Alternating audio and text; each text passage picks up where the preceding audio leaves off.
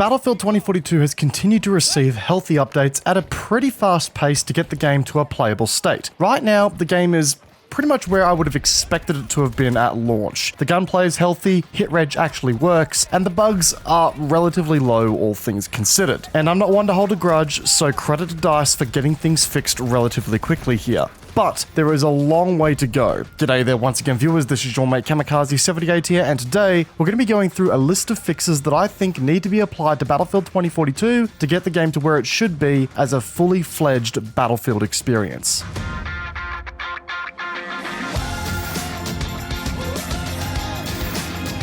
So this is a video that I've been contemplating doing for quite some time now. I've seen the hate train destroy this game, and I don't blame people for criticizing it at all. The game without a doubt has its problems, but I always like to approach this sort of stuff in the most constructive mentality possible. Sure, it's unlikely that the developers will even come across this video. I'm not an EA game changer, and in the world of YouTube, a small fish in a big ass pond. Why bother, right? Well, I've always used my content as a form of feedback to games that I'm passionate about, and Battlefield as a franchise is one of those games. So if there's a chance that a developer would come across this video looking for feedback, then I figured why not try. I'm not here to bash the game, guys, so if you're looking for an angry rant, you won't find it here. I'm just a passionate fan who has played a little under 100 hours of this game since launch, who wants to see it get better. But anyway, with this stuff, guys, I've categorized the suggestions that we're going to make in this video into 3 sections to help drive things in an organized way, and I've made these distinctions as such. First up, critical updates. These are the updates that I think are directly impacting the quality of life or general ability to enjoy the game right now as a whole, and I think need to be addressed within the next month or so before the dev team can start fully focusing on incoming content. These are also changes that aren't in the grand scheme of things too big an ask, and I think can be achieved within reason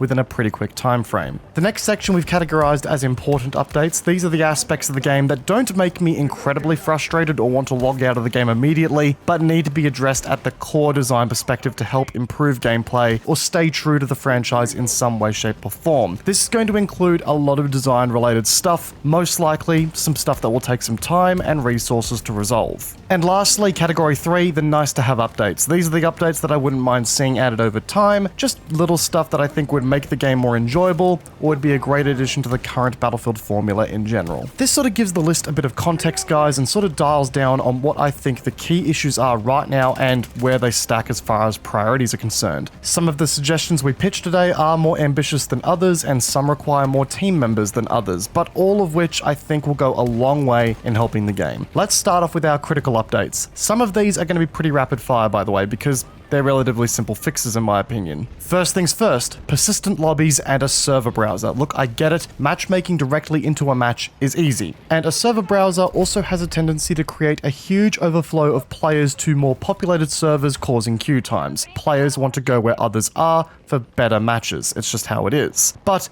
there should at least be an option for it. There are some sessions where I find myself queuing up into the same map over and over and over again. It makes the gameplay session repetitive as hell, and a server browser lets me find a game that has the maps I feel like enjoying at the given time. In addition to that, persistent lobbies need to be a thing. Getting kicked out of a lobby after every match means that I have to manually queue up again. It also increases the chance of being able to get the same map twice, 3, or even 4 times in a row, and you don't have the opportunity to verse that selection of players again, at least, well, confidently so. Sometimes you form rivalries, and it's fun to work out that ongoing rivalry and how it plays out over different maps and different situations. The next big one for me is in relation to squad functionality and being able to play with friends. For example, please give us the ability to manage our squads in-game. It is possible right now to leave a squad mid-game, but good luck on picking which one you want to end up in afterwards. It's a big roll of the dice right now, no pun intended. In addition to that, with the larger player counts of this game, I have larger groups of friends who I want to play with at any given time. So I think it'd be a great idea if we could have multiple squads all link up as a platoon or something and be able to jump between lobbies together as a larger party, or stay in the same team at the very least. Battlefield, to different extents, has always been about teamwork, so to be able to enjoy that aspect of the game on a larger scale with the heightened player count, it would be great to see. The scoreboard, look guys, I think this one is obvious as hell, but the scoreboard in any first-person shooter game is critical in judging competitiveness and encouraging players to get better. I get it, we're trying to cultivate a less toxic environment with this game, the developers have said that over and over again, but, well, competition among players and a means to judge other players' performance and use it as a benchmark for your own future improvement is not a bad thing to have in a game. In fact, it makes the community stronger, in my opinion. At the very least, make it an option that players can enable should they wish to. Or hell, use the legacy scoreboard as the default option and then have the more casual scoreboard that is in the game right now as an option for those who don't feel like,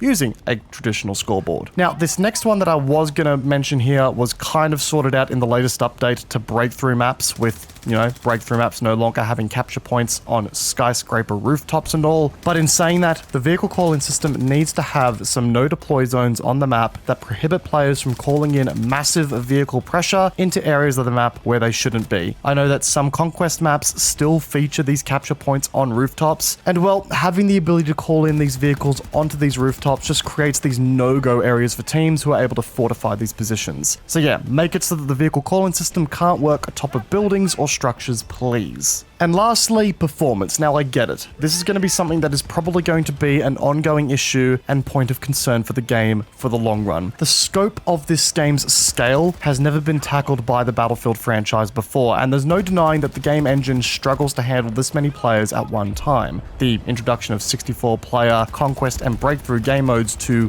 current gen and PCs has proved that. But in saying that, some critical performance updates and steps in the right direction need to be made before new content can start coming out for this game. It's getting in the way of far too many players being able to have a good time with this title, especially with the amount of graphics card shortages that are out there right now. It's very difficult to get a consistent experience on lower end systems, which quite frankly is alienating a lot of the customer base here. And on top of that, the inconsistency of performance across systems tells me that a lot of work can be done here quite quickly to tighten up the experience. And I think some of that needs to happen rapidly. I'm not expecting a total 180 to the point where the game runs smoother than a seedy nightclub saxophone, but this needs to be a big priority in the new year. But those are my critical updates that I feel as though really need to be ironed out before the season 1 hits, or at least some progress needs to be made towards as such. But now we're going to hit into what I consider to be important updates that need to come to the game over the next 6 months or so to the year. These are the updates that I think design-wise really hinder the game and, quite frankly, need some refinement. And this is where I'm going to start things off with specialists. Now, you guys all saw this one coming. Specialists have been a continuous pain point or pleasure point for quite a few people in the Battlefield community, but for me,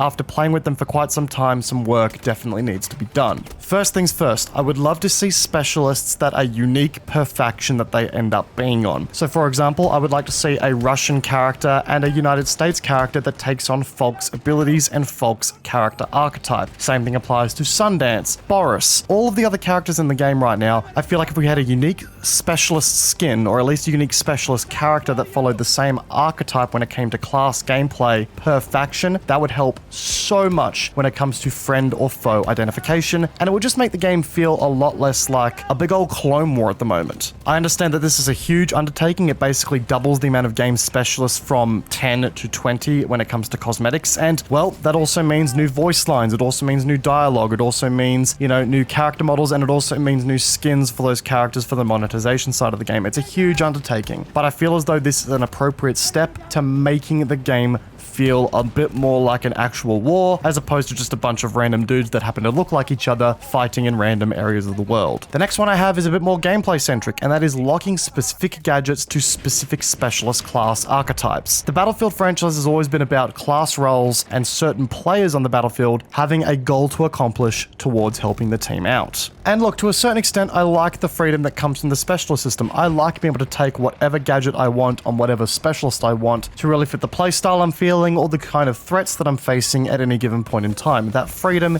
is a lovely change of pace. And I'll admit, the teamwork aspect of this game is still present to a certain extent. I still find ammo bags everywhere, and I still find, health crates everywhere as well. Anyone who tells you that teamwork is dead in Battlefield 2042, I think is over-exaggerating just a touch, because, well, again, I find pretty much as much ammo bags and health crates than I would in any old Battlefield 4 lobby as well. But I also agree that it's very nice to look at a certain character in-game, identify what role they're playing, and know that you have a good chance of getting certain supportive measures out of them. I mean, there have been HUD updates made to Battlefield 2042 lately that do help with that as well, but to me it's not the same. I feel as though locking specific gadgets to specific class specialist archetypes would go a long way. And last but not least, we need a total redesign on specialist voice lines. lines. They just don't fit the tone of the game, they feel cheesy, they feel out of place, and it does rip you out of the immersion almost immediately every time they choose to open their mouths. Alright, moving on from Specialist. New weaponry. This is pretty simple, but Battlefield 2042 only launched with 22 weapons in the arsenal for the primary all-out warfare game mode. And I get it, there's a lot of weapons available in Portal as well, but with how Portal is situated right now, not many people are playing it. We need more weaponry.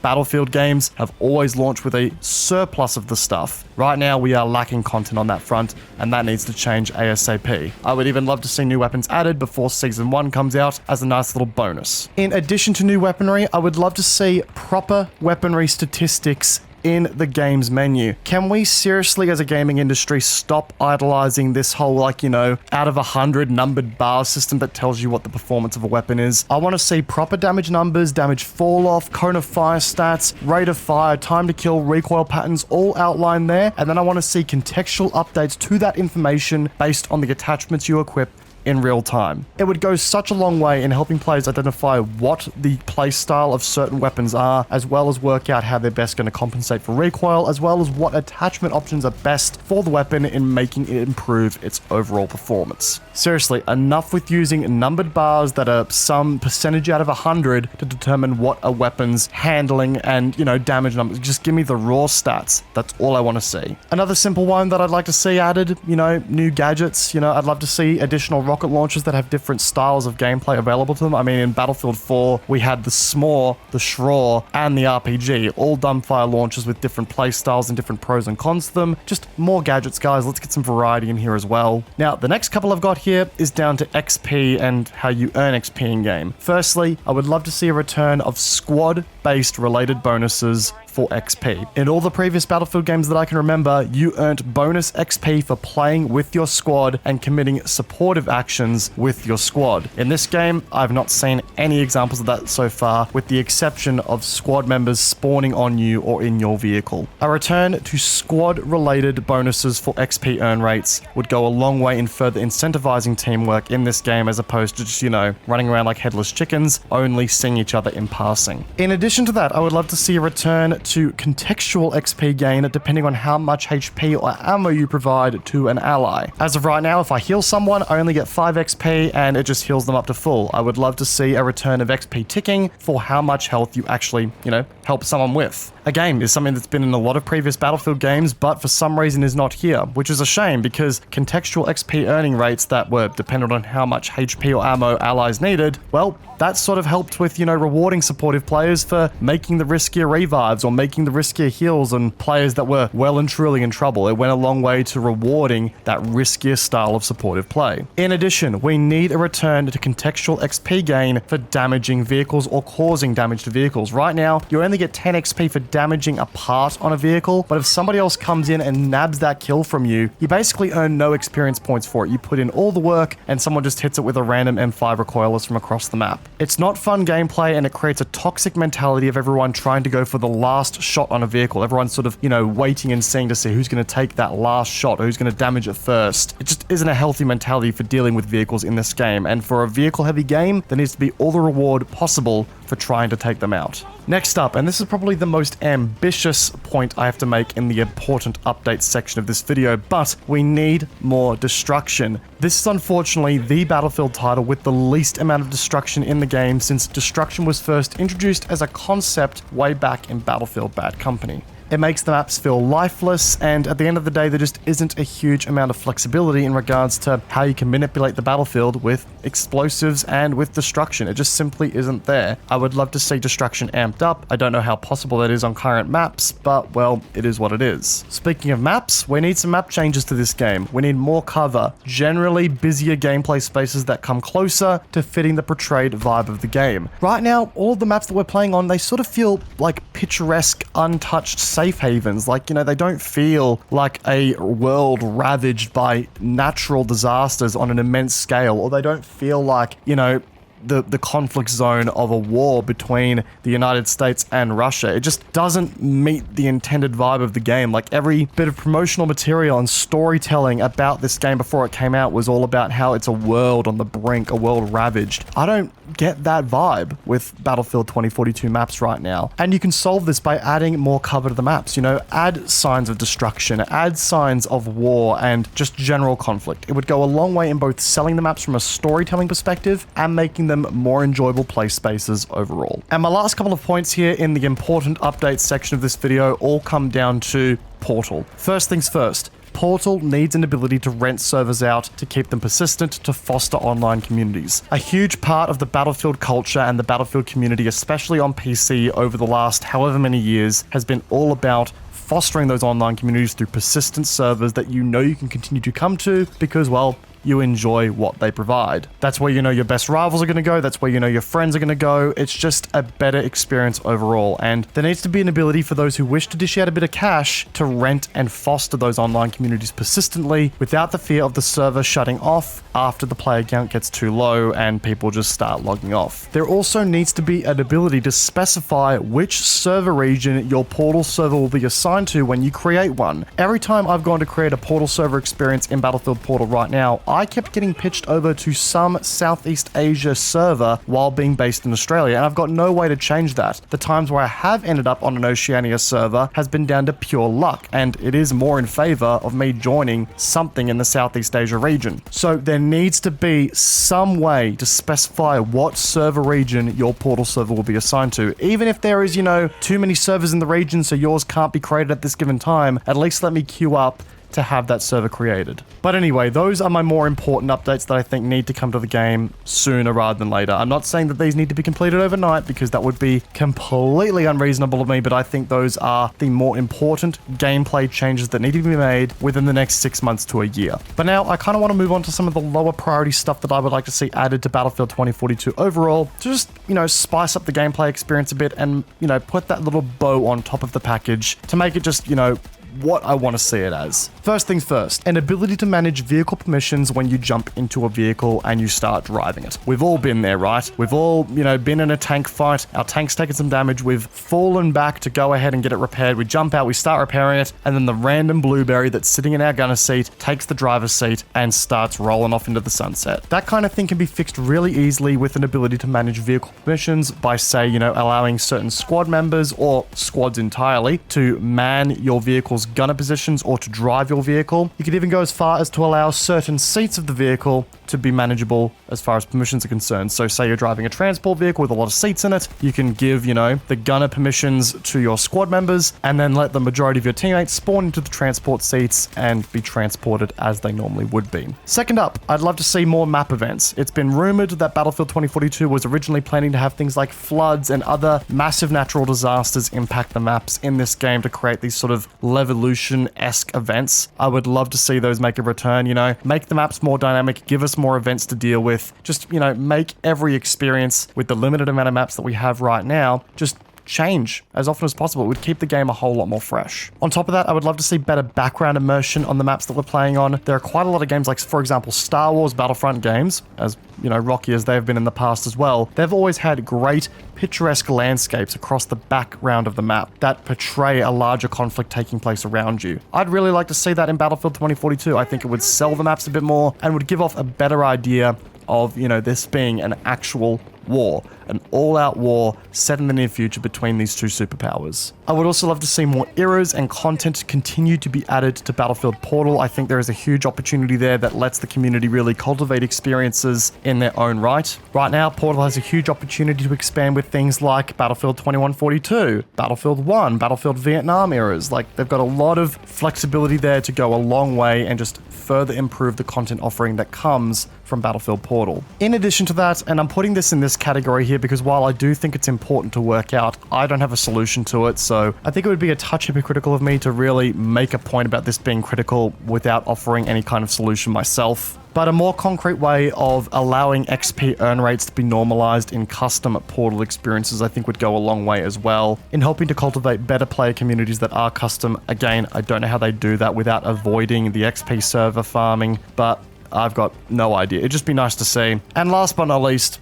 all chat. I mean, look, all chat is fun. It lets you talk smack with the other team. And while yes, it can get quite gamery from time to time, at the end of the day, trash talk is quintessential in games nowadays, and I don't think we need to police that. So it's not critical for me. I don't really care. The only time I ever use all chat is to congratulate someone on a nice shot from time to time. But come on, let's get an all chat back in here. I think it would go a long way. But guys, there you have it. That is the list of fixes that I want to see made to Battlefield 2042 over its dev cycle in sort of a general order of prioritization to a certain extent. In closing, I think the game has astronomical potential. I really do believe that. I don't think Battlefield is dead at this stage. I know there's a lot of rumors about where the franchise is going in the long run, but right now my focus is on Battlefield 2042 and the game we have right here in front of us. And I honestly think that this game can be something else. I think it's got the groundwork to get where it needs to be in the long run. It just comes down now as to whether or not the developers feel the same way and whether or not they feel like the franchise needs to go the same way that a lot of us do. I am hoping that some of the items in this list are addressed, and I tried to be as constructive and as realistic as possible in my suggestions. I think in this day and age, screaming at your computer screen demanding that specialists be removed entirely, so on and so forth, is unrealistic and quite frankly counterintuitive. I don't think it's going to get us anywhere, and the way I see it, I'd rather work with what we have now as a base and try to improve on it as such. Game developers are allowed to experiment with new stuff. Sometimes that doesn't always work, and that's what's happened here in a lot of cases for Battlefield 2042. Doesn't mean that stuff can't be fixed in the long run, and I think it most certainly can be. So that's my video, guys. That's my thoughts on Battlefield 2042 and how it should be fixed in the long run. If you guys enjoyed today's video, please consider backhand the like button. It goes a long way to supporting this channel. And if you made it this far and you want to see more of my content in the long run, consider subscribing, guys. That also goes a long way, and it means you guys get to stay up to date with any future content that we release in the long run. If you want to support me further, well, consider a channel membership, guys. It also goes a long way, and it means I can continue doing what I'm doing at a better and faster pace. And as always, social media links are linked in the description down below for your guys' viewing pleasure whenever you please. As always, guys, I hope you enjoyed today's video. Peace out, and I will see you guys all in the next one. Take care, guys. Have a good one.